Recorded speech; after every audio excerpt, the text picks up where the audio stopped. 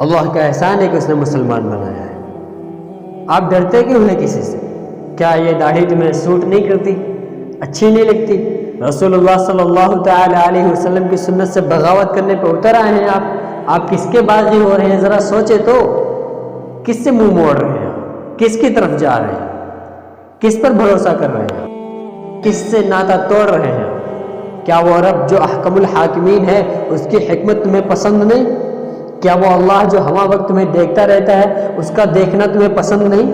کیا وہ اللہ جو تمہیں رزق دے رہا ہے اس کا رزق تمہیں ہضم نہیں ہو رہا؟ شرم کرو حضرات، شرم کرو۔ آخر ایک وہی تو رب ہے جس کے پاس ہمیں واپس جانا ہے، جو ہمیں دیکھتا ہے، جو ہم سے محبت کرتا ہے، جو ہماری ضروریات کا خیال رکھتا ہے۔ ارے شکر کرو اس رب کا کہ اس نے گناہوں میں بدبو نہیں ڈالی ہے، ورنہ ہم میں سے ہر ایک دوسرے سے دور بھاگتا۔ شکر کرو اس رب کا۔ اور جوانوں تم بھی سن لو ذرا، اپنی نظروں کی حفاظت کرو یار، اپنی نظروں کی حفاظت کرو۔ کب تک ان نظروں کو ادھر ادھر مطلب پھیلاؤ گے؟ کب تک؟ وہ دن دور نہیں جب تمہاری آنکھوں کو کیڑے مکوڑے کھائیں، کھودیں، ان میں سے مواد نکلے، تمہاری ہڈیاں ایک دم بوسیدہ ہو جائیں۔ یقیناً وہ دن دور نہیں ہے۔ اور شریعت پر قائم رہیے آپ، شریعت پر قائم رہیے، شریعت پر قائم رہیے۔ اپنی داڑھیوں کو بڑھائیے، آپ اپنے لباس میں چینجنگ لائیے، اپنی آواز میں، اپنی بول میں، اپنی بھاشا میں چینجنگ لائیے۔ آپ اپنے پجامے کو ٹکنے سے نیچے نہ کریں، اس پر بھی آپ راضی نہ ہوں، یہ تو ادنا سا ایک عمل ہے۔ اپنی داڑھی کو شریعت کے مطابق چھوڑیں، ان لفنگوں کے چکر میں آ کر اپنی داڑھیوں کو برباد نہ کریں۔ ہاں بھائی، اپنی داڑھیوں کو برباد نہ کریں۔ ارے داڑھی سنت ہے، یقیناً سنت ہے، لیکن داڑھی سنت ہے وہ جو رسول اللہ صلی اللہ تعالی علیہ وسلم کے طریقے کے مطابق رکھی جائے، جو رسول اللہ صلی اللہ تعالی وسلم کی محبت میں رکھی جائے۔ وہ داڑھی سنت نہیں جو تم کسی لفنگے کی محبت میں رکھ لو، کسی لفنگے کو دیکھ کر اس کی طریقے رکھ لو۔ اور ایک فتنہ چلا ہے کہ داڑھی رکھے ہوئے ہیں پھر بھی جھوٹ بولتے ہیں۔ ارے داڑھی رکھ کے شراب پیتا ہے، ارے بھائی داڑھی رکھ کے جھوٹ بولتا ہے، ارے جب بوڑھے ہو جائیں گے تب داڑھی رکھیں گے۔ کیا بھائی ڈرامہ بنا رکھا ہے؟ دیکھیں ایک بات سنیں، ایک ہوتا ہے گناہ چوری کرنے کا، اور یہ ایک الگ گناہ ہے۔ ایک گناہ ہوتا ہے داڑھی نہ رکھنے کا، یہ ایک الگ گناہ ہے۔ ایک شخص داڑھی بھی نہیں رکھے ہوئے ہے اور چوری کر رہا ہے، تو اس کے پاس کتنے گناہ بھائی بتائیں آپ؟ ہاں دو گناہ۔ اس کے پاس کتنے گناہ؟ دو گناہ، ایک جھوٹ بولنے کا، چوری کرنے کا، اور ایک داڑھی نہ رکھنے کا۔ اور جس نے داڑھی رکھی ہوئی ہے اور پھر وہ چوری کر رہا ہے یا جھوٹ بول رہا ہے، تو اس کے پاس کتنے گناہ؟ کتنے بتائیں؟ دو نہیں، ایک۔ کیوں؟ کیونکہ وہ داڑھی نہ رکھنے کے گناہ سے بچا ہوا ہے۔ ہاں اس نے چوری جو کی ہے، جھوٹ جو بولا، اس کا الگ گناہ ہے۔ تو داڑھی رکھ کے جو چوری کر رہا ہے اس کے پاس ایک گناہ ہے، اور جو داڑھی نہ رکھ کے چوری کر رہا ہے، جھوٹ بول رہا ہے، اس کے پاس دو گناہ ہے۔ تو بڑی سمپل بات، شریعت کے خلاف کسی بھی عمل پر راضی نہ ہو۔ وہ الگ بات ہے کہ ہم نہیں رکھتے، وہ الگ بات ہے کہ ہم نہیں رکھتے ہیں، لیکن راضی نہ ہو، خوش نہ ہو اس پر کہ نہیں رکھتے، ملال ہو دل میں، یار ہم نہیں رکھ پا رہے ہیں، دل نہیں گوارا کر رہی ہے، اپنی مطلب بدبختی ہے کہ اس پر دل گوارا نہیں کر رہا ہے، لیکن اس کے خلاف راضی نہ ہو۔ اپنے پجامے کو، اپنی پینٹ کو ٹکنے سے اوپر رکھیں، اپنی شریعت کو برقرار رکھیں، نمازوں کی پابندی کریں۔ یہ ایک حدیث ہے نا، کیا فرمایا آپ صلی اللہ علیہ وسلم؟ من ترک الصلاۃ متعمدا فقد کفر، جس نے جان بوجھ کر نماز چھوڑ دی وہ کفر کے قریب پہنچ گیا۔ بھائی اب بتائیے۔ ہاں خیر، اس مسئلے پہ تو میں بات ہی نہیں کرنا چاہتا، 2 سال ہو گئے اس مسئلے پہ بات کرتے کرتے، اور کچھ لوگ تو ناراض ہو جاتے ہیں یار، کچھ لوگ ناراض ہو جاتے ہیں۔ پچھلے ہفتے ہم نے کہا تھا کہ پچھلے ہفتے یا اس سے کئی ہفتے پہلے ہم نے کہا تھا کہ یہاں مطلب 2 دن ہم یہاں رکے تھے اور نماز کوئی نہیں آیا تھا، خالی تھی مسجد، اذان سے دے رہے تھے، نماز پڑھ رہے تھے۔ تو جمعہ میں ہمیں غصہ تھا، ہم نے کہہ دیا کہ مطلب ایسا لگ رہا تھا کہ اس گاؤں کے مسلمان پر موت طاری ہو گئی۔ اب بھائی اب جب مسجد نہیں آ رہی ہے، اذان ہو رہی ہے اور مسجد نہیں آ رہی ہے، تو اس کا کیا مطلب؟ یا تو نعوذ باللہ اللہ معاف کرے، یا تو دین سے پھر گئے ہیں یا پھر وہ مر گئے ہیں، ورنہ تو مسلمان کے کان میں مسجد سے جانے والی آواز جو اللہ کی طرف بلائے، اللہ اکبر کانوں میں پڑے اور وہ مسجد نہ، اس کا کیا مطلب ہے بھائی؟ کیا مطلب ہے اس کا؟ تو خیر اس مسئلے پہ تو میں بات ہی نہیں کرنا چاہتا.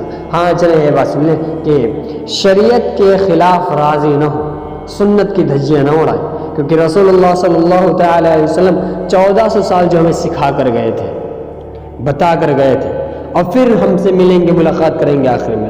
ارے وہ وہی تو ہوں گے، پل صراط کے کنارے کھڑے ہوں گے جب میدان محشر قائم ہوگا، اور جب لوگوں کو جنت داخلے کے لیے بھیجا جائے گا، اور جنت میں داخل ہونے سے پہلے ایک پل بنا ہوگا جس کے نیچے جہنم ہوگی، اور جہنم دہک رہے ہوگی، اور اس پر سے گزرنا ہوگا، اور اس پر کے کنارے ایک سائڈ میں رسول اللہ کھڑے ہوں گے اور کہہ رہے ہوں گے یا ربی سلم سلم، یا ربی سلم سلم، اے رب سلامت رکھ ان کو، اے رب کوئی گرنے نہ پائے، اے رب بچا کر. یار اتنا محبوب نبی اور اتنا قادر مطلق اللہ، یہ دو شخصیتیں ہمارے پاس ہیں، اور انہی کی طرف واپس جانا ہے. کس سے ڈر رہے ہو تم؟ کس کا خوف ہے تمہارے دل میں؟ ارے بھائی، اور کسی سے نہیں ڈر رہے ہو تم؟ کس کا خوف نہیں ہے تمہارے دل میں؟ دیکھیں، محبت دل میں ہو تو فقط اللہ کی، اور خوف دل میں ہو تو فقط اللہ کا. اور اللہ کے علاوہ سے ڈرنا کفر ہے، اور اللہ کے علاوہ کی محبت دل میں شرک ہے. شرک ہے. آج لوگ کہتے ہیں کہ بھائی ادھر نہ جانا، وہاں بہت خطرناک لوگ رہتے ہیں. ارے یار، والدین نے تو ڈرایا تھا اللہ سے، اور تم ڈرا رہے ہو انسانوں سے. اللہ اکبر. اور خالد بن ولید کو بھول گئے کیا تم؟ ہاں، رضی اللہ تعالیٰ عنہ، بھول گئے تم؟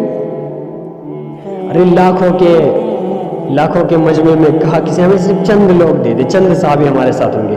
پوچھا گیا ہے کچھ زیادتی نہیں؟ تو کہا نہیں حضرت، یہ کچھ زیادتی نہیں، مردوں کے مقابل میں تو ایک زندہ ہی کافی ہے.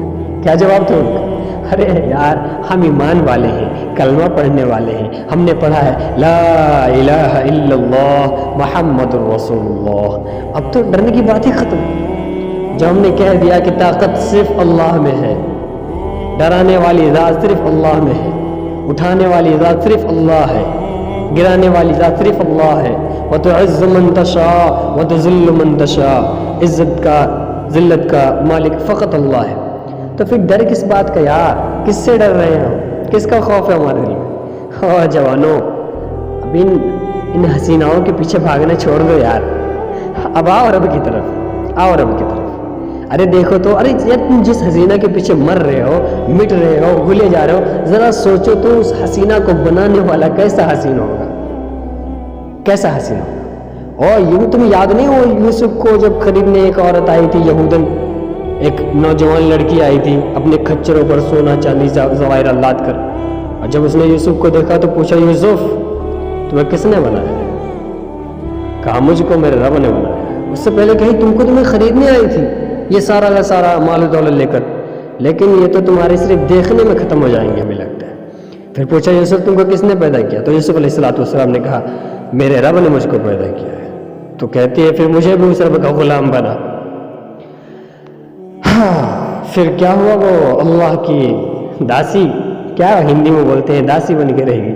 اللہ کی مطلب اللہ پہ اس نے اپنا سب کچھ نچھاور کر دیا، وہ سارا کا سارا غریب میں بانٹ دیا، اور ایک اللہ کی راہبر بن کے رہے گی. جوانوں تم نکلو تو یار. اللہ کہتا ہے میرا بندہ کھڑا تو ہو میری طرف چلنے کے لیے، گرنے نہیں دوں گا میں. کوئی کھڑا تو ہو میری طرف چلنے کے لیے، گرنے نہیں دوں گا میں. کوشش تو کرو یار. وہ کیا ایک شعر ہے کہ جو آسان کر لو تو آسانیاں ہیں، جو دشوار کر لو تو دشوار ہے عشق. ہاں بھائی، تم رات میں کسی سے ملنے کے لیے نکلتے ہو تو ٹھنڈ نہیں لگتی تمہیں، اور رب سے ملنے کے لیے تم صبح کو اٹھ کے آؤ گے تو ٹھنڈ لگے گی تمہیں. عشاء کی نماز میں تم وضو کرو گے تو ٹھنڈ لگے گی تمہیں. کمال ہو گیا بھائی. اور جوانوں سارے کے سارے آج توبہ کرو، کہو اللہ میری توبہ. اور اللہ ایک بات اور سن لیں آپ، اللہ نے توبہ کے لیے کوئی شرط متعین نہیں کی. تم 60 سال کے ہو جاؤ گے تو توبہ قبول نہیں ہوگی، زنا کر لو گے تو توبہ قبول نہیں ہوگی، جھوٹ بولو گے تو توبہ قبول نہیں ہوگی، یا پھر یہ کر لو گے تو توبہ قبول نہیں ہوگی. ہر رب تو کہتا ہے ما لم یغرغر، نبی علیہ الصلوۃ والسلام کی زبان سے، ما لم یغرغر، جب تک تمہارے گلے میں سانس باقی ہے تب تک مجھے تمہاری توبہ کا انتظار ہے. اور جوانوں سارے کے سارے کرو توبہ. جتنا بھی ہو چکا ہو گیا، اب جو ہوگا اللہ کی مرضی کے مطابق ہوگا انشاءاللہ. سارے کے سارے توبہ کریں. اور میری بھی کوئی بات اگر بری لگی ہو تو معاف کریں، کیونکہ لوگ زیادہ ناراض ہو جاتے ہیں کبھی کبھی. خیر وآخر دعوانا ان الحمدللہ رب العالمین. مجھ پر تو صرف اتنا ہے کہ میں اپنی بات کو تم تک پہنچا دوں. میں تم میں سے کسی کا مالک نہیں ہوں. ہاں میں اپنے آپ کا مالک ہوں. اپنی زبان صلی اللہ تعالی وسلم کے غلاموں کا غلام ہوں. میں اللہ کا غلام ہوں. اس کی بات کو تم تک پہنچانے والا ہوں. بس مجھ پر صرف بات کا پہنچا دینا ہے. تم سے عمل کراؤں یہ میرے ذمہ نہیں ہے. کرو گے تو تمہارا فائدہ ہوگا, نہ کرو گے تو میرا کوئی نقصان نہیں. اور ایک حدیث میں سوچتا ہوں کہ آپ کو سنا دوں.